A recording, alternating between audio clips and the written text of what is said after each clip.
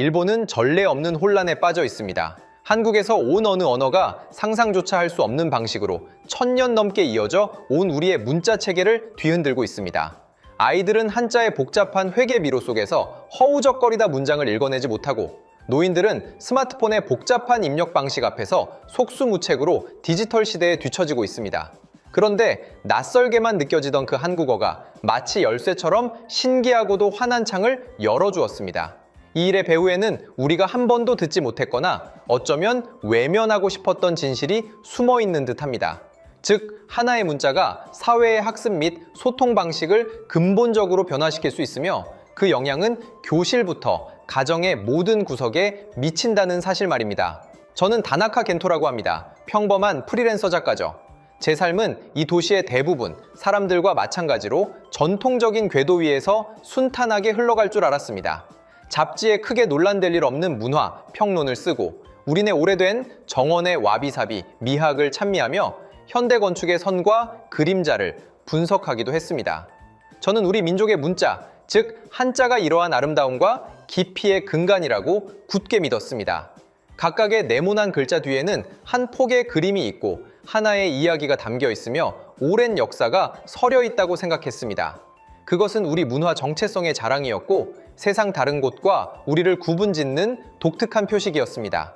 저는 단 한 번도 이 점을 의심해 본 적이 없었습니다. 제 아들 유토와 장인어른이 저를 예상치 못한 현실의 폭풍 속으로 끌어들이기 전까지는 말입니다. 유토는 제 하나뿐인 아들입니다.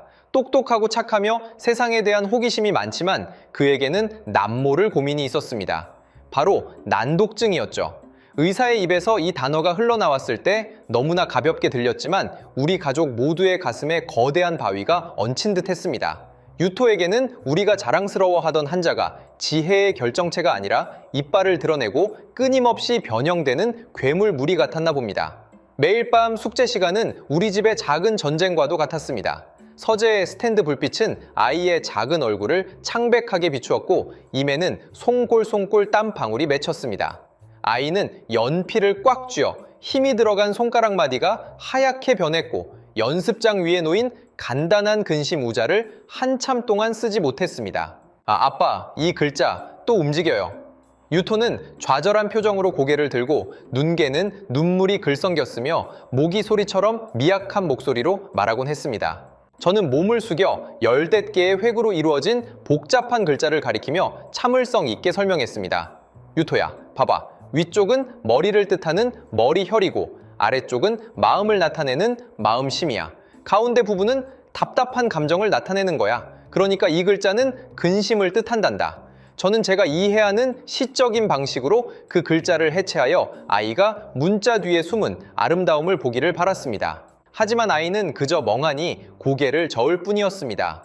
아이에게는 이 상형과 회의의 논리가 너무나 추상적이라 도저히 이해할 수 없는 것이었습니다. 아이의 눈에는 그저 복잡하게 뒤얽힌 선들의 덩어리로만 보였습니다. 아이는 계속해서 쓰고 또 썼지만 매번 처음 쓰는 것 같았습니다. 때로는 좌우대칭인 글자를 뒤집어 쓰기도 하고 때로는 몇 회획을 빠뜨려 아무도 알아볼 수 없는 낯선 기호로 만들곤 했습니다. 연습장은 지우개질로 얼룩덜룩호 회색빛 상처투성이가 되었고 결국 구멍이 나기까지 했습니다. 밤늦게 아이는 기진맥진하여 잠이 들었고 꿈속에서도 어쩌면 끊임없이 변하는 획들과 씨름하고 있었을지도 모릅니다. 제 마음 또한 아이와 함께 찢겨 나가는 듯 했습니다. 이러한 고군분투는 유토만의 이야기가 아니었습니다. 학교 선생님들도 최선을 다해 유토에게 특별 보충 수업을 해주었지만 그 효과는 미미했습니다.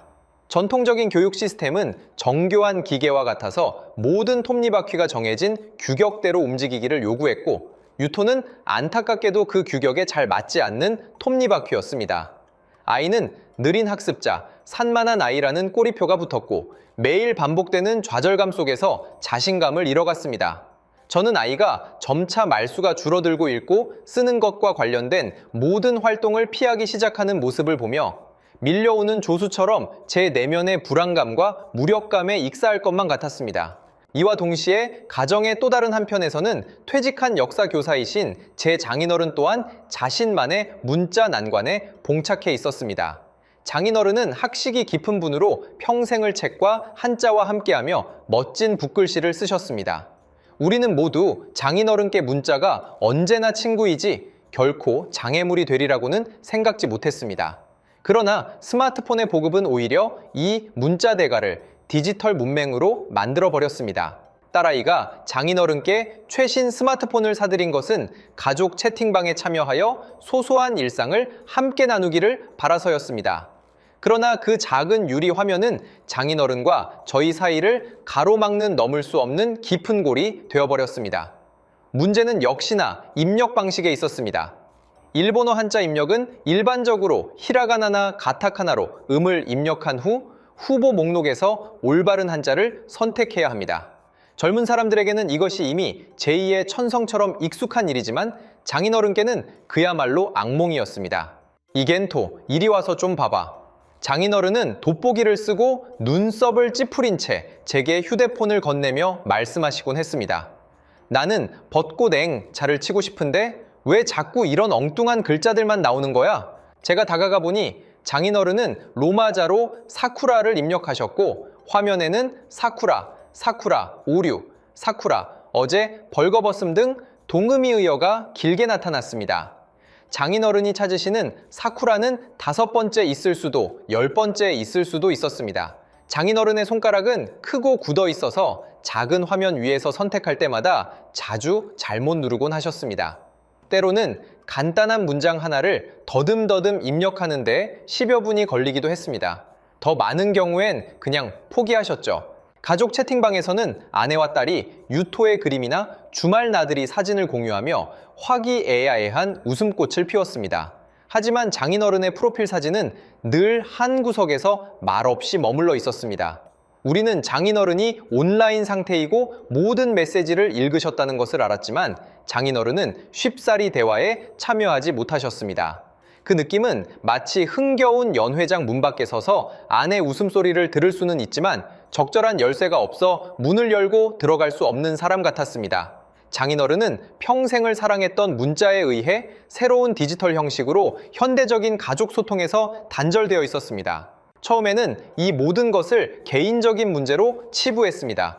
유토의 학습 장애와 장인어른의 노화 및 부적응으로 말이죠. 저는 한 번도 문제가 우리가 금과옥조처럼 여기는 문자 체계 자체에 있을 수 있다는 생각은 해본 적이 없었습니다. 이것은 단지 학습 효율성의 문제가 아니었습니다. 이는 이미 권리 박탈의 형태로 변질되어 있었습니다. 즉, 학습할 권리, 소통할 권리, 현대 사회생활에 참여할 권리가 말이죠. 복잡한 문자는 디지털 시대에 조용히 인권의 장벽이 되어 이를 쉽게 넘어설 수 없는 사람들을 가차없이 걸러내고 있었습니다. 제 마음 깊은 곳에 자리했던 전통 문자에 대한 자부심에 처음으로 균열이 생겼습니다. 저는 한 번도 생각해 본 적 없는 질문을 강제로 떠올리게 되었습니다. 만약 어떤 문자가 우리 아이들을 고통스럽게 하고 우리 어른들을 고립시킨다면 과연 그 우수성은 어디에 있다는 말인가? 절망은 혁신의 촉매제였습니다. 유토를 위해 저는 거의 모든 방법을 시도했습니다. 그림카드, 연상 스토리텔링 기법, 심지어 고가의 개인 과외까지 말이죠. 하지만 효과는 미미했습니다. 잠 못 이루던 어느 깊은 밤, 저는 평소처럼 인터넷에서 난독증에 대한 최신 연구를 검색하며 한 줄기 빛이라도 찾으려 했습니다. 저는 영어 특수교육 포럼에서 한 언어학 블로그로 넘어갔고 또 다른 링크를 통해 동아시아 문자 학습 효율에 대한 게시물로 이끌렸습니다. 바로 이 게시물 깊은 곳에서 저는 처음으로 낯선 견해를 접하게 되었습니다. 어떤 사람이 게시물에서 한국어, 즉 한글을 언급했습니다. 게시자는 한글이 백성을 위해 만든 글자이며 불과 24개의 기본 자모로 이루어진 표음 문자 체계로 그 구조가 지극히 과학적이고 논리가 명확하여 배우고 기억하기 쉽다고 했습니다. 저는 코웃음 쳤습니다. 한국어라니? 제가 과거에 알던 바로는 그것은 그저 대중문화와 드라마를 담는 매개체일 뿐 우리의 깊고 복잡한 한자 문화에 비하면 다소 천박한 것으로 여겨졌습니다. 일본어 학습의 난관을 해결하는데 한국어를 쓴다고 그건 농담처럼 들렸습니다. 하지만 게시물 아래에 한 장의 사진이 자석처럼 제 시선을 사로잡았습니다. 그것은 한글 자모표였는데 옆에는 그 설계 원리가 표기되어 있었습니다. 자음 문자, 예를 들어 기역지 /k, 니은엔, 시오테스 등은 발음할 때 입안의 모양, 혀, 이빨의 형태를 본떠서 설계되었다는 것이었습니다. 모음 문자, 예를 들어 하늘, 땅, 사람 등은 동양 철학의 천지인 사상을 담고 있었습니다. 이 기본 자모들은 마치 블록처럼 간단하게 조합되어 음절 덩어리를 이루고 하나의 음절 덩어리가 곧 하나의 글자 발음을 나타낸다고 합니다. 그 순간 저는 알 수 없는 종류의 충격을 느꼈습니다. 이것은 단순히 외워야 할 기호가 아니었습니다. 이것은 언어의 알고리즘이었습니다. 문자의 모양을 기억하게 하는 것이 아니라 소리의 구성을 이해하게 하는 것이었습니다. 이러한 설계 이념은 한자의 상형과 회의와는 완전히 달랐습니다. 이는 순수하고 극도로 논리적이며 체계적인 길을 걷고 있었습니다. 제 손가락은 키보드 위를 빠르게 오갔고 한글에 대한 더 많은 정보를 검색했습니다. 저는 한글이 15세기 조선시대 세종대왕이 백성들의 낮은 문맹률 문제를 해결하기 위해 주도적으로 창제한 것임을 알게 되었습니다. 당시 조선의 공식 문자는 한자였고 극소수의 귀족 엘리트만이 이를 습득할 수 있어 거대한 지식 격차를 야기했습니다. 세종대왕의 목표는 슬기로운 사람은 아침나절이면 이해하고 어리석은 사람도 열흘이면 배울 수 있는 문자를 만드는 것이었습니다. 열흘이면 배울 수 있는 그 말은 마치 번개처럼 저를 강타했습니다. 저는 유토가 한자 하나 때문에 일주일 내내 씨름하고 장인어른이 휴대폰 화면을 보며 짓던 그 무력한 표정을 떠올렸습니다. 강렬한 충동이 저를 사로잡았습니다. 만약 이 체계가 정말 이토록 간단하다면 그것이 우리 가족을 가둔 그 자물쇠를 푸는 열쇠가 될 수 있지 않을까. 제 마음은 의심과 갈등으로 가득 찼습니다. 일본인으로서 자국 문화를 자랑스러워하는 작가로서 외래에 심지어 역사적으로 우리와 복잡한 관계를 맺어온 이웃나라의 문자의 도움을 구한다는 것은 일종의 배신감처럼 느껴졌습니다. 하지만 서재에서 잠든 유토의 꿈속에서도 여전히 찌푸려진 미간을 보니 저의 보잘것없는 문화적 자존심은 너무나 하찮게 느껴졌습니다. 저는 직접 한번 시도해보기로 결심했습니다. 저는 학습 영상을 찾아 화면을 보며 마치 초등학생처럼 선생님을 따라 가나다라 하고 읽었습니다. 놀랍게도 1시간도 차에 되지 않아 모든 기본 자모를 외울 수 있었습니다. 또 1시간을 들여 조합 규칙을 익혔습니다. 그날 밤 저는 이미 더듬더듬 간단한 한국어 단어를 읽을 수 있게 되었습니다. 그 느낌은 마치 순간적으로 임동맥이 뚫린 것 같았습니다. 학습 과정은 더 이상 고통스러운 기억의 짐이 아니라 흥미로운 논리 해독 게임이었습니다. 한글 한 글자마다 어떻게 발음해야 하는지 명확하게 알려주었습니다. 저는 한글의 가치가 디지털 시대에 무한히 증폭될 수 있음을 깨달았습니다. 한글은 간결하고 효율적이며 키보드 입력과 정보 처리의 요구사항에 완벽하게 부합했습니다. 그것은 단순히 언어 이상의 것이었습니다. 그것은 강력한 도구였고 디지털 문해력과 정보 시대의 지적 능력을 향상시킬 수 있는 도구였습니다. 복잡한 기호체계 속에서 길을 잃은 사람들에게 명확하고 효율적인 학습 및 소통 경로를 제공해 주었습니다. 그날 밤 저는 당시로서는 다소 무모해 보이는 결정을 내렸습니다. 바로 이 언어의 알고리즘을 제 가족에게 전해주겠다는 것이었습니다. 이 실험은 장인어른부터 시작하기로 했습니다. 장인어른은 새로운 것을 배우는데 다소 거부감이 있으셨지만 가족들과 원활하게 소통하고 싶은 열망이 그 거부감을 앞섰습니다. 어느 주말 오후 저는 좋은 차를 우려내어 장인어른을 서재로 모셨습니다. 저는 처음부터 한국어 이야기를 꺼내지 않고 먼저 휴대폰 사용의 어려움에 대해 여쭤보았습니다. 에휴, 말도 마라. 장인어른은 한숨을 쉬며 찻잔을 내려놓으셨습니다. 내가 고집불통이라서 그런 게 아니라 정말 너무 어렵다네. 눈도 침침하고 손가락도 둔해서 말이야. 너희들 메시지에 답장이라도 하려면 매번 한참을 씨름해야 하는데 결국 화만 날 뿐이지. 아버지, 글씨 쓰는 것처럼 간단하게 휴대폰으로 하고 싶은 말씀을 입력할 수 있는 방법이 있다면 한번 해보시겠어요? 저는 조심스럽게 여쭤보았습니다. 장인어른은 의심스러운 눈빛으로 저를 보셨습니다. 무슨 방법이 더 큰 휴대폰으로 바꾸라는 건가? 저는 고개를 저으며 백지를 꺼내 몇 개의 한글 기본 자모를 써보였습니다. 기역, 니은, 디귿, 미음, 시옷. 그리고는 가장 간단한 방식으로 그 자모들이 발음기관과 어떻게 연결되는지 설명했습니다. 보세요. 이 니은은 혀 끝이 위신몸에 닿는 모양과 비슷하죠. 니은 소리가 나고요. 이 미음은 입 모양과 닮지 않았나요? 미음 소리가 납니다. 처음에는 장인어른은 어리둥절한 표정으로 제가 엉뚱한 생각을 한다고 여기시는 듯 했습니다. 하지만 제가 모음 아와 이를 더해 나와 미를 조합하자 장인어른의 눈빛에 놀라움이 스쳤습니다. 이 블록식 조합 방식은 상상 이상으로 직관적이었습니다. 장인어른은 학식이 깊은 분이셨기에 언어의 구조에 매우 민감하셨습니다. 이내 그 안에 담긴 논리를 이해하셨습니다. 그날 오후 저희 할아버지와 손자 같은 두 사람은 막 배우기 시작한 아이들처럼 서재에서 함께 발음과 쓰기를 연습했습니다. 장인어른은 자신이 퇴직한 교사임을 잊었고 저 또한 생활고에 시달리는 작가임을 잊었습니다. 저희는 이 순수하고 해독하는 듯한 학습의 즐거움에 푹 빠져들었습니다. 1시간 뒤 장인어른은 이미 모든 기본 자모를 알아볼 수 있게 되었습니다. 이어서 저는 장인어른의 휴대폰에 한국어 입력기를 설치해드리고 전환하는 방법을 알려드렸습니다. 저는 장인어른께 당장은 글자의 의미를 신경 쓸 필요 없이 그저 일본어를 표기하기 위한 발음 기호로만 생각하시라고 말씀드렸습니다. 예를 들어 아리가토우를 입력하고 싶다면 차례대로 아리가토우 주어를 치면 됩니다. 화면에 나타나는 것은 이 명확한 한글 자모들이었고 복잡한 후보 목록에서 선택할 필요도 없었습니다.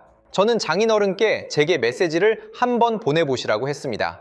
장인어른은 돋보기를 쓰시고 검지로 화면을 하나하나 눌러가셨습니다. 몇 분 후 제 휴대폰이 진동했습니다. 제가 열어보니 장인어른께 온 메시지였습니다. 거기에는 아리가토 겐토, 고맙다, 겐토라고 쓰여 있었습니다. 비록 몇 개의 간단한 기회에 불과했지만 제 눈에는 그것들이 반짝반짝 빛나고 있었습니다. 저는 고개를 들어 장인어른이 초조한 눈빛으로 저를 바라보시는 것을 보았습니다. 그 얼굴에는 기대와 불안이 뒤섞인 표정이 어렸습니다.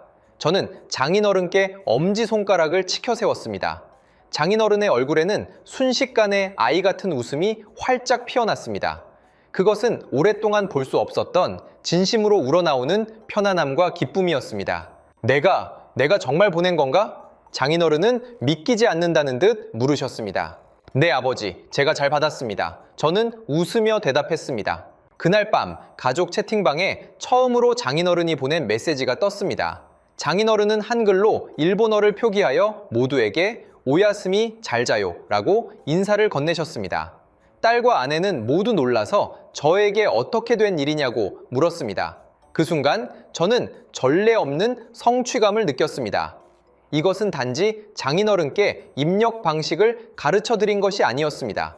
그것은 장인어른께 가족과 다시 연결될 수 있는 창문을 새롭게 열어드린 것이었습니다. 장인어른은 더 이상 말없는 방관자가 아니라 다시금 우리 가족 대화의 일부가 되셨습니다. 장인어른에게서 얻은 성공 경험을 바탕으로 저는 용기를 내어 이 방법을 유토에게도 소개하기로 했습니다. 저는 유토에게는 이것이 더 어려울 수 있다는 것을 알고 있었습니다. 그는 이미 글자 학습이라는 것에 깊은 두려움과 거부감을 느끼고 있었기 때문입니다. 저는 유토의 기분이 비교적 좋은 토요일 오전에 아이를 데리고 공원으로 갔습니다. 우리는 어떤 책도 가져가지 않았고 그저 잔디밭에서 프리스비를 가지고 놀았습니다. 아이가 놀다 지쳐 숨을 헐떡이며 잔디밭에 누워있을 때 저는 아이 옆에 앉았습니다. 유토야, 저는 최대한 가볍게 들리도록 목소리를 낮추어 물었습니다. 소리에 대한 암호 게임 한번 해볼까? 암호 게임이요? 아이는 호기심 가득한 눈으로 몸을 일으켰습니다. 저는 나뭇가지 하나를 주어 땅에 MM을 그린 다음 아이에게 말했습니다. 이건 암호 기호인데 입을 다물 때 나는 M 소리를 나타내는 거야. 이어서 아를 그리고는 말했습니다. 이 기호는 입을 크게 벌릴 때 나는 암호 소리를 나타내.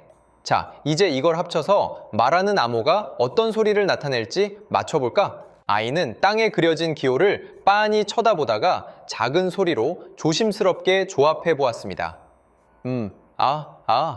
마? 완전히 맞았어. 저는 흥분해서 아이의 어깨를 토닥였습니다.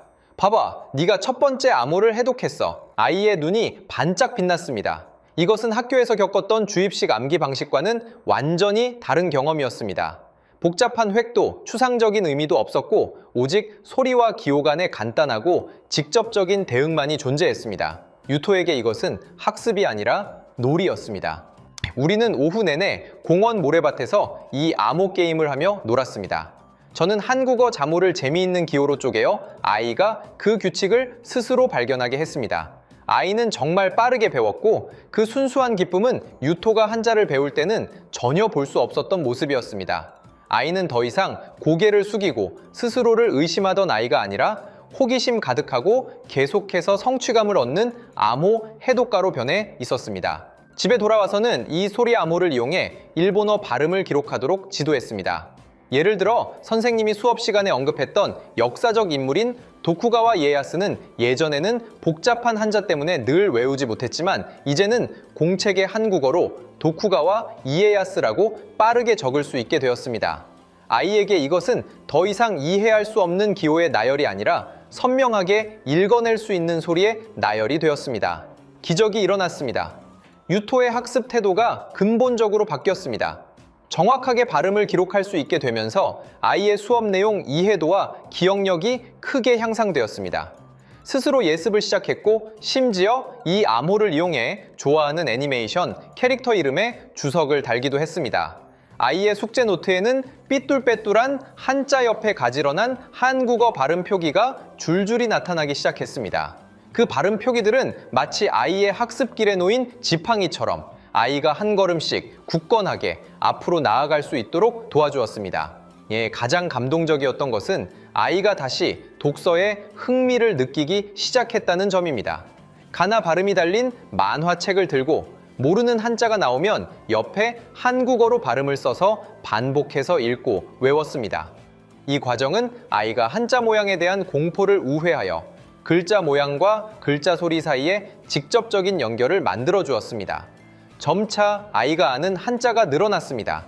어느 날 저녁, 저는 A의 방을 지나다가 스탠드 불빛 아래에서 조용히 책을 읽고 있는 유토를 보았습니다. 조급함도 힘겨움도 없이 얼굴에는 제가 한 번도 본 적 없는 집중과 평온함이 깃들어 있었습니다. 그 순간 제 눈시울이 붉어졌습니다. 저는 제가 시도했던 이 이단적인 노력이 아이의 운명을 정말로 바꾸어 놓았을지도 모른다고 생각했습니다. 이러한 학습 방식의 전환은 흥미로운 역설이었습니다. 우리는 심지어 외국어의 문자 체계를 사용하여 모국어에 읽고 쓰는 능력을 향상시키고 있었습니다.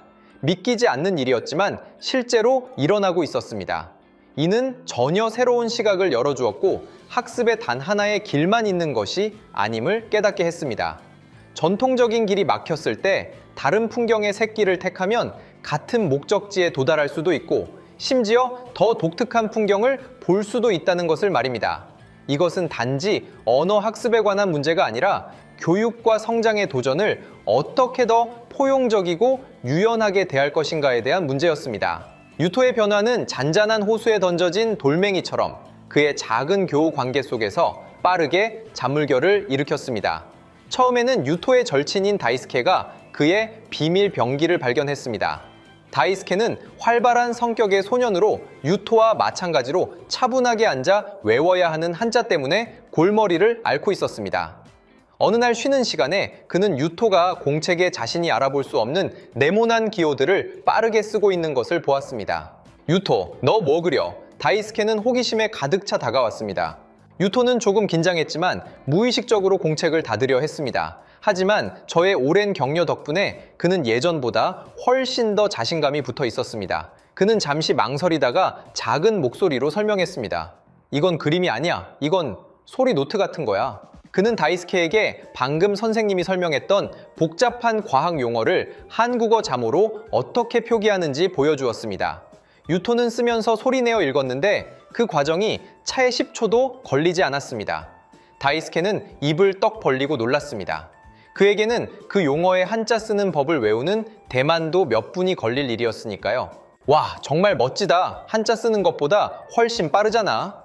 다이스케의 눈빛은 흥분으로 반짝였습니다. 빨리 나도 가르쳐줘. 그렇게 첫 번째 불씨가 피어났습니다. 유토는 이 비밀 학습 그룹의 꼬마 선생님이 되었습니다. 그는 우리가 주말 공원에서 놀았던 암호 게임을 다이스케에게 가르쳐 주었습니다. 얼마 지나지 않아 한자 학습에 어려움을 겪던 다른 몇몇 친구들도 그들과 합류했습니다. 그들은 쉬는 시간과 점심시간을 이용해 모여 서로 배우고 연습했습니다. 이 작은 학습 그룹은 마치 지하 조직처럼 그들만의 소통 방식을 발전시켰습니다. 그들은 한국어로 표기된 일본어를 서로 정보를 주고받는 비밀 암호화로 사용했습니다. 이것은 그들의 학습 효율을 높여줄 뿐만 아니라 전례 없는 즐거움과 소속감을 선사했습니다. 학습은 따분하고 지루하며 좌절감으로 가득했던 과제에서 흥미롭고 도전적인 공동 모험으로 변모했습니다. 저는 이 모든 것을 조용히 관찰하며 만감이 교차했습니다. 아이들이 수업 시간에 선생님이 중요하다고 말씀하실 때 더 이상 복잡한 한자를 하나하나 필기하느라 허둥대지 않고 여유롭게 한국어 자모로 속기하는 모습을 보았습니다. 이러한 기록 방식은 아이들의 뇌를 자유롭게 하여 선생님의 설명을 이해하는데 더 집중할 수 있게 했고 힘겹게 받아 적는 데 지쳐버리는 일도 없었습니다. 그들의 적용 범위는 단순한 수업 노트를 넘어 빠르게 확장되었습니다. 역사 시간에는 긴 연호와 인명을 기록하는 데 사용했고 수학 시간에는 복잡한 공식의 읽는 법을 표기하는 데 사용했습니다. 심지어 미술 시간에도 스쳐 지나가는 영감을 기록하는 데 활용했습니다. 한국어 이들화는 아무 상관없던 외국어 문자가 이제는 스위스 군용 칼처럼 언제 어디서든 다양한 학습 문제를 해결할 수 있는 만능 도구가 되었습니다. 아이들의 자신감은 눈에 띄게 성장했습니다. 그들은 그룹 내에서 서로 학습 경험을 공유하고 문제를 내고 틀린 부분을 고쳐주었습니다. 예전에 글자를 잘못 써서 선생님께 꾸중을 듣던 유토는 이제 친구들에게 어떤 한국어 자모의 발음 규칙을 명확하게 설명할 수 있게 되었습니다. 안에서부터 뿜어져 나오는 그 빛은 제가 과거에는 꿈조차 꾸지 못했던 것이었습니다. 저는 그 배우에 기묘한 도미노 효과가 발생하고 있음을 깨달았습니다. 새롭고 효율적인 학습 도구의 도입이 단순히 문자 해독이라는 하나의 문제를 해결하는 것을 넘어 아이들의 학습 방식과 사고방식을 근본적으로 변화시키고 있었습니다. 그들은 더 이상 수동적으로 기계적으로 지식을 받아들이고 기억하는 것이 아니라 능동적으로 창의적으로 도구를 사용하여 정보를 관리하고 가공하기 시작했습니다. 이는 우리 어른들, 즉 교육 시스템을 유지하는 이들에게 날카로운 질문에 직면할 수밖에 없게 만들었습니다. 정보가 폭발적으로 증가하는 오늘날 우리가 고집하는 전통적인 교육 방식이 비효율적이거나 심지어 시대에 뒤떨어진 것은 아닌가? 우리는 전통의 존엄성을 지키기 위해 아이들의 학습 효율과 성장하는 즐거움을 희생하고 있는 것은 아닌가? 아이들이 자발적으로 형성한 이 작은 공동체는 거울처럼 우리 현 교육 시스템에 간과할 수 없는 균열을 비추고 있었습니다. 그러나 비밀은 언제든 드러나는 법입니다. 이 작은 지하 학습 그룹의 규모가 점점 커지자 결국 선생님의 주의를 끌게 되었습니다.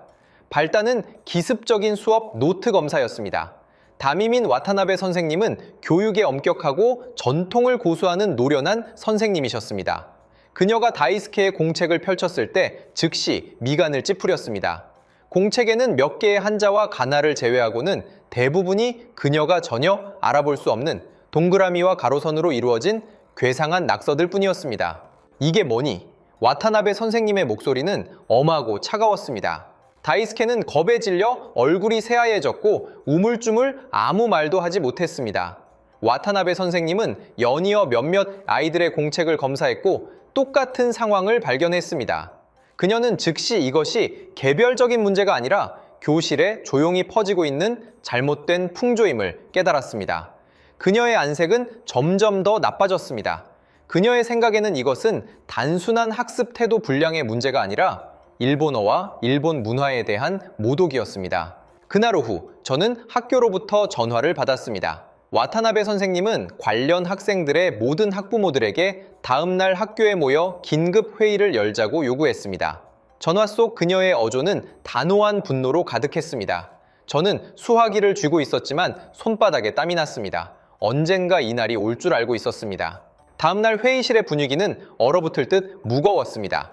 와타나베 선생님과 몇몇 학교 관계자들이 긴 테이블 한쪽에 앉아 있었고 반대편에는 저처럼 불안해하는 10여 명의 학부모들이 앉아 있었습니다.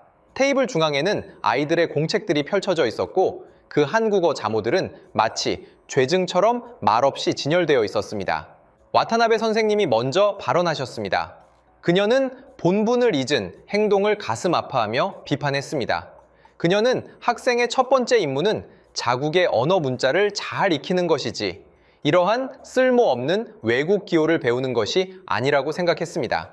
그녀는 심지어 그 배후에 불량한 문화 침투가 있을 수 있으며 아이들의 국가 정체성 확립에 영향을 미칠 것이라고 암시했습니다.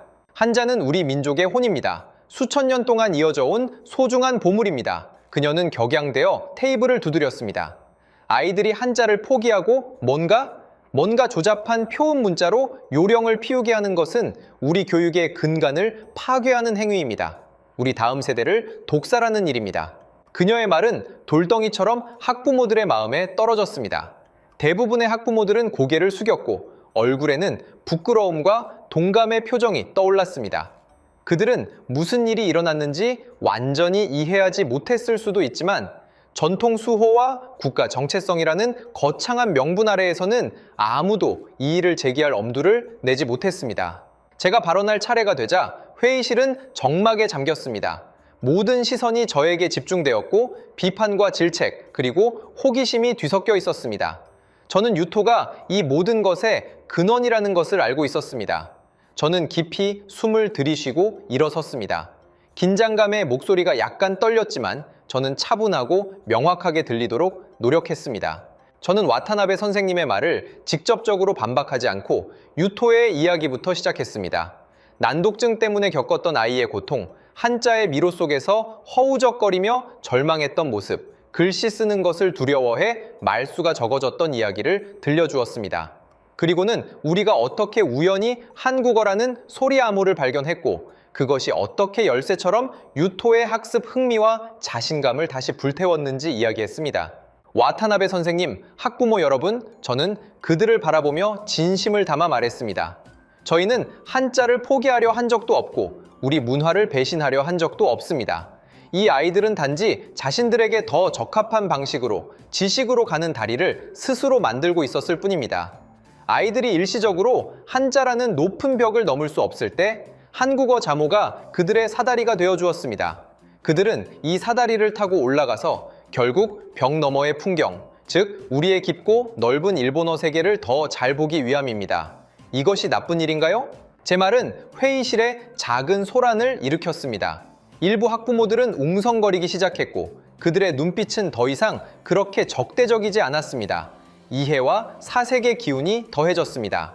하지만 와타나베 선생님은 제 궤변을 받아들일 수 없다는 듯 했습니다. 그녀는 차갑게 제 말을 잘랐습니다.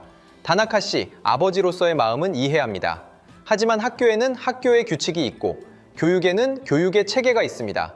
만약 모든 학생들이 어려움 때문에 지름길을 택한다면 우리 교육은 혼란에 빠지지 않겠습니까? 학습 자체가 어려움을 극복하는 과정을 포함합니다. 소수의 특별한 상황 때문에 우리 교육의 전체 원칙을 흔들 수는 없습니다. 이 논쟁은 결국 학습 효율성과 전통 수호에 대한 격렬한 공방으로 변질되었습니다. 한편에서는 저처럼 아이들의 실제 필요에 따라 도구 자체에는 옳고 그름이 없고 효율과 결과가 가장 중요하다고 주장하는 현대적인 사고방식이 있었고, 다른 한편에서는 와타나베 선생님처럼 문화와 교육의 정통성을 고수하며 과정의 단련과 전통에 대한 고수가 교육의 일부라고 여기는 뿌리 깊은 전통관념이 있었습니다. 회의는 결국 어떤 합의점도 찾지 못했지만 학교는 명확한 금지령을 내렸습니다. 수업과 숙제에서 일본어 이외의 문자 기호 사용을 금지한다는 것이었습니다. 아이들의 그룹은 어쩔 수 없이 지하로 전환되었습니다. 그들은 더 이상 공책에 공개적으로 한국어를 사용할 수 없었고 사적으로 작은 쪽지에 몰래 주고받을 수밖에 없었습니다. 이 일은 저를 더 깊은 생각에 잠기게 했습니다. 저는 이것이 단순히 교육 방식의 문제가 아니라는 것을 깨달았습니다. 한국어, 이 순수한 언어 도구가 이제는 예상치 못하게 문화 무기가 되어버린 것입니다.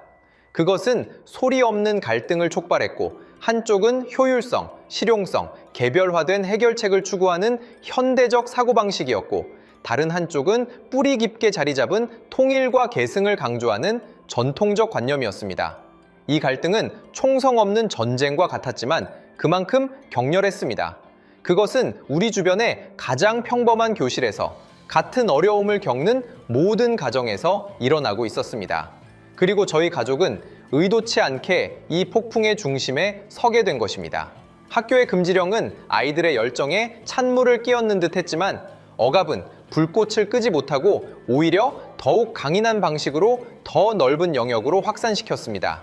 이 일은 학부모들의 입소문을 통해 그 작은 초등학교의 범위를 빠르게 넘어섰습니다. 비슷한 어려움을 겪던 일부 가정들은 다양한 경로를 통해 저에게 연락하여 이 특별한 학습 방법에 대해 문의하기 시작했습니다. 우리는 자발적으로 작은 오프라인 공유 모임을 조직했습니다. 처음에는 우리 동네 활동센터의 한 구석을 빌려서 시작했습니다. 참여자들은 초등학생들과 그들의 부모님, 한자 쓰기 속도가 느려 직장에서 불안감을 느끼는 젊은이들, 심지어 제 장인어른처럼 디지털 생활에 동참하고 싶지만 입력 방식에 어려움을 겪는 노인들도 있었습니다. 공유 모임에서 저는 제 경험을 아낌없이 나누었습니다. 제가 유토의 어려움을 이야기할 때 여러 어머니들이 눈시울을 붉히는 것을 보았습니다. 제가 한국어 자모가 블록처럼 간단하게 조합되는 방법을 시연할 때 모두가 처음 저와 똑같이 놀라움과 흥분으로 가득 찬 표정을 지었습니다. 그런 광경을 보면서 우리는 보편적인 어려움에 직면해 있다는 것을 깊이 깨달았습니다. 곧 우리의 지하학습 공동체는 눈덩이처럼 점점 커졌습니다. 대학생들은 한국어 자모를 이용한 수업 속기가 전통적인 한자 필기보다 훨씬 효율적이라는 것을 발견했습니다. 특히 외래어 음역어를 기록할 때는 그야말로 신세계였습니다. 한 법대 학생은 이제 필기 속도가 이전보다 최소 2배는 빨라졌고 덕분에 교수님의 강의 논리를 생각할 시간이 더 많아졌다고 말했습니다. 직장인들은 이를 업무 메모와 초안 작성에 활용했습니다. 광고 회사에서 기획자로 일하는 친구는 예전에는 손으로 쓰는 속도가 아이디어의 속도를 따라가지 못해 늘 고민이었는데 이제는 이 표음 시스템을 이용해 팀 브레인스토밍 중에 번뜩이는 모든 영감을 화이트보드에 빠르게 포착할 수 있게 되었습니다. 그리고 가장 감동적이었던 것은 노인들이었습니다. 우리 공동체 안에서 특별한 실버 학습 모임이 형성되었습니다. 제 장인어른은 이 모임의 적극적인 일원이 되셨습니다. 그는 자신이 처음 배웠던 과정을 더 천천히, 더 인내심 있는 어조로 동년배들에게 공유했습니다. 저는 백발의 할머니 한 분이 손자의 이름을 한국어로 쓸 수 있게 되자 감격의 눈물을 흘리는 것을 보았습니다. 그녀는 제게 이렇게 신기한 기호로 가득한 디지털 세상과 자신이 이토록 가깝게 느껴진 것은 처음이라고 말씀하셨습니다. 언어는 이 순간 진정으로 가장 본연의 기능, 즉 도구로 돌아왔습니다. 더 이상 숭배해야 할 문화적 성전이 아니라 각자의 필요에 따라 선택하고 개조하고 사용할 수 있는 개인화된 해결책이었습니다. 이러한 아래로부터의 자발적인 학습 열기는 인간미와 생명력으로 가득했습니다. 아이가 단어 하나를 제대로 쓰고 노인이 메시지 하나를 보내는 작은 성공 하나하나가 공동체 전체에 환호를 불러일으켰습니다. 이러한 정서적 공감과 연결은 어떤 전문적인 교육 홍보보다도 더 강력한 전파력을 지녔으며 학습의 불꽃을 더욱 따뜻하고 확고한 방식으로 더 많은 필요한 사람들에게 전달했습니다. 네, 우리의 자발적인 공동체가 끊임없이 성장하면서 저는 우리가 언제까지나 이러한 원시적인 단계에 머물 수는 없다는 것을 깨달았습니다. 비록 제가 개인적인 경험을 공유할 수는 있지만 저는 결국 전문적인 언어 교사가 아닙니다. 특히 일부 회원들이 한국어를 단순히 발음 표기 도구로 사용하는 것을 넘어 이 언어를 실제로 배우고 싶어 할 때에는 더욱 체계적이고 전문적인 지도가 필요했습니다. 한인 친구의 소개로 우리는 정태원 선생님이라는 분을 모시게 되었습니다. 정 선생님은 일본에서 오랫동안 활동하신 베테랑 한국어 교사로 언어 교육에 능통하실 뿐만 아니라 특수 교육에도 조예가 깊으셨습니다. 처음 그분을 뵈었을 때 온화하고 단아한 분위기와 지혜가 번뜩이는 눈빛이 제게 깊은 인상을 남겼습니다. 우리의 첫 정식 수업은 임대한 동네 회의실에서 진행되었습니다. 정 선생님은 제가 상상했던 것처럼 곧바로 자모부터 가르치지 않으셨습니다. 그는 먼저 화이트보드에 아름다운 한글 서체로 훈민전금 4글자를 쓰셨습니다. 이는 한글의 원래 이름이었습니다. 그는 우리에게 이 4글자가 백성을 가르치는 바른 소리라는 뜻임을 알려주었습니다. 그리고는 차분하면서도 설득력 있는 목소리로 세종대왕이 이 문자를 창제한 역사적 배경을 이야기해 주셨습니다. 그는 세종대왕이 한자를 몰라 억울함을 호소하지 못하고 지식을 배우지 못하는 수많은 백성을 보며 비통해 하시다가 모든 사람을 위한 쉬운 문자를 만들기로 결심하셨다고 설명했습니다. 그러니 여러분은 기억해야 합니다. 정 선생님은 온화하면서도 확고한 눈빛으로 우리를 둘러보며 말씀하셨습니다. 여러분은 지금 단순히 언어를 배우는 것이 아닙니다. 하나의 정신을 배우는 것입니다. 지식은 모든 사람이 공유해야 한다고 믿는 평등 정신, 소통을 위해 모든 장애물을 없애야 한다는 인류의 정신을 말입니다. 그의 말은 따뜻한 물결처럼 순식간에 제 마음을 울렸습니다. 저는 처음으로 문화적, 역사적 차원에서 이 문자의 깊은 가치를 이해하게 되었습니다. 단순히 간단하고 효율적인 것을 넘어 그 탄생 자체의 계급을 타파하고 교육을 보편화하려는 위대한 이상이 담겨 있었던 것입니다. 정 선생님의 교수법은 저를 더욱 놀라게 했습니다. 그는 단순히 읽고 쓰는 것을 가르치는 것을 넘어 한국어의 조어 논리, 문법 구조, 그리고 현대 사회, 특히 디지털 영역에서 어떻게 강력한 생명력을 발휘하는지를 깊이 있게 분석해 주셨습니다. 그는 우리에게 한국 웹사이트 디자인을 보여주며 한글이 제한된 화면 공간에서 어떻게 긴밀한 음절 블록 구조를 통해 한자보다 더 높은 정보 밀도를 구현하는지 분석했습니다. 또한 최신뇌 과학 연구를 바탕으로 표음 문자가 난독증 아이들에게 왜 소리와 기호 간의 신경 연결을 더 쉽게 형성하게 하는지도 설명해 주셨습니다. 그는 또한 유토처럼 특별한 필요가 있는 아이들을 위해 특별한 교육 프로그램을 설계했습니다. 음악, 게임, 다채로운 카드를 활용하여 학습 과정을 즐겁게 만들었습니다. 그는 유토에게 모든 한국어 자모는 소리 요정이며 학습 과정은 이 요정들과 친구가 되는 과정이라고 말해주었습니다. 그의 지도 아래 유토는 한국어의 읽고 쓰는 법을 익혔을 뿐만 아니라 한국어 문법과 어휘에도 깊은 흥미를 느끼기 시작했습니다. 정 선생님의 수업에 참여하는 것은 제게 인지의 완전한 승화와도 같았습니다. 저는 더 이상 한국어를 당면한 어려움을 해결하는 대체품이나 도구로만 보지 않게 되었고 그 이면에 담긴 지혜와 문화적 깊이를 진정으로 이해하고 감상하기 시작했습니다. 한 문자의 우수성은 그 역사가 얼마나 오래되었는지, 구조가 얼마나 복잡한지에 있는 것이 아니라 그것이 사용하는 사람들에게 얼마나 봉사하고 지식의 전파와 사상의 교류를 얼마나 촉진할 수 있는지에 달려 있음을 깨달았습니다. 정 선생님의 전문적인 지도 아래 우리 공동체의 학습은 더욱 체계적이고 깊어졌습니다. 우리는 단순히 한국어를 사용하는 것을 넘어 한국어를 이해하게 되었습니다. 이 과정은 처음에는 지름길을 찾으려 했던 문외한인 우리에게 견고한 기초를 다져주었습니다.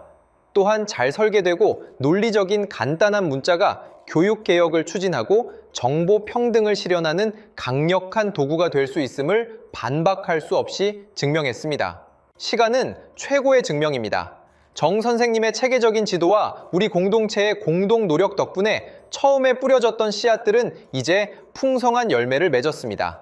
가장 눈에 띄는 변화는 물론 제 아들 유토에게서 나타났습니다. 그는 이제 난독증의 그림자에서 완전히 벗어나 자신감 있고 명랑하며 심지어 독서와 글쓰기를 사랑하는 소년이 되었습니다. 한국어는 그의 학습 여정에서 매우 중요한 발판이 되었습니다. 한국어를 통해 일본어 발음을 정확히 익히면서 그는 점차 한자 암기의 어려움을 극복했습니다. 더욱 중요한 것은 한국어를 배우는 과정에서 언어 구조에 대한 거시적인 이해를 갖게 되었다는 점입니다. 그는 더 이상 글자를 두려워하지 않고 글자를 해독하고 활용하는 즐거움을 누리기 시작했습니다. 이제 그는 유창하게 일본어 소설을 읽을 뿐만 아니라 간단한 한국어 그림책도 읽으려 시도하고 있습니다. 그의 책상 위에는 더 이상 지우개 자국으로 더럽혀진 연습장과 눈물 자국이 가득한 숙제 노트 대신 가지런한 필기와 그가 흥미를 느끼는 온갖 종류의 책들이 놓여 있습니다.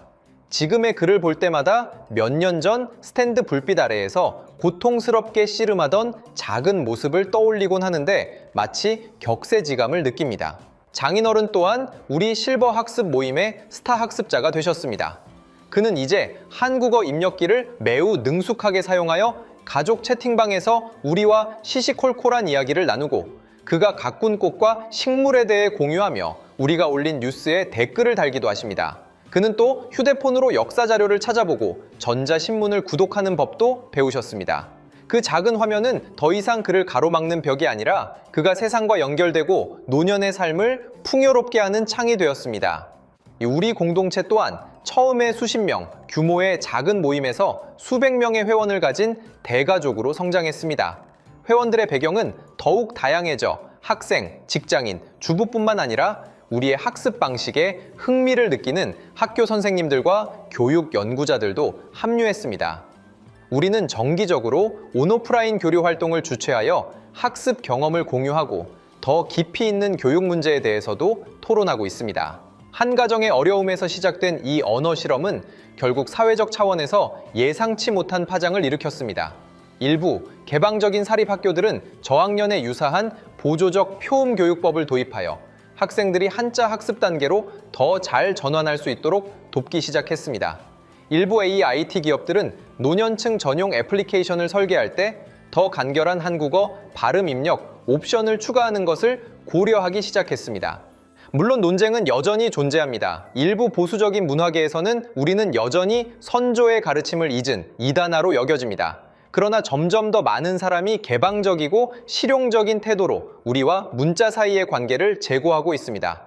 사람들은 언어와 문자가 결국 사람을 위한 도구이지 숭배해야 할 불변의 성물이 아니라는 것을 깨닫기 시작했습니다. 도구가 더 이상 편리하지 않을 때 우리는 더 적합한 도구를 찾고 심지어는 만들어낼 권리가 있습니다. 이 험난했던 여정을 되돌아보니 제 마음은 감회로 가득 찹니다. 저는 확고한 전통 문화, 옹호자이자 이웃나라 문화에 대해 약간의 편견을 가졌던 평범한 일본인에서 그 지혜를 인정하고 깊이 존경할 수밖에 없는 관찰자로 변모했습니다. 저는 한때 천박하다고 여겼던 문자가 그 극도의 과학성과 인류애적 보살핌으로 우리의 오래되고 복잡한 문자 체계가 야기했던 현실적 어려움을 해결해 주었다는 사실을 받아들이지 않을 수 없었습니다. 제가 목격한 것은 단순히 언어 도구의 승리가 아니라 생각의 해방이었습니다. 그것은 자유를 상징했습니다. 학습 방식을 선택할 자유 말입니다. 그것은 권리를 상징했습니다. 사회적 소통에 평등하게 참여할 권리 말입니다. 그리고 그것은 가능성을 상징했습니다. 전통을 존중하면서도 과감히 변화를 수용하고 더 효율적이고 인간적인 해결책을 추구할 가능성 말입니다. 어떤 언어, 어떤 문자, 어떤 학습 방식을 선택할 것인가 하는 이면에는 사실 교육 전략과 문화의 미래에 관한 중대한 질문이 숨어 있습니다. 이는 필연적으로 논쟁을, 심지어 갈등을 유발할 것입니다. 그러나 바로 이러한 논쟁과 갈등이 우리 사회에 새로운 사고를 가져오고 새로운 창의력을 자극합니다. 그것은 우리가 보이지 않는 족쇄를 끊고 더욱 자유롭고 평등한 학습과 소통 환경을 추구할 기회를 제공합니다. 이러한 경험은 저로 하여금 한때 오만했던 고개를 숙이고 이 위대한 문자를 창조한 선현들과 이 정신을 오늘날까지 이어온 그 민족에게 깊은 존경을 표하게 만들었습니다. 그들은 제게 진정한 문화적 자부심은 고루하게 제자리에 머무는 것이 아니라 자신의 부족함을 직시하고 타인의 장점을 배울 줄 아는 포용력을 갖는 것임을 깨닫게 해주었습니다. 글쓰기 체계는 본래 소통의 달이어야 하지만 그 복잡성 때문에 오히려 일부 사람들의 앞길을 가로막는 벽이 된다면 우리는 잠시 멈춰서서 과연 사람이 문자에 적응해야 하는지 아니면 문자가 사람을 더 잘 섬겨야 하는지 고민해야 하지 않을까요? 이것은 어쩌면 정답 없는 질문일지도 모릅니다. 제 이야기를 들어주셔서 감사합니다. 이에 대해 당신은 어떻게 생각하시나요?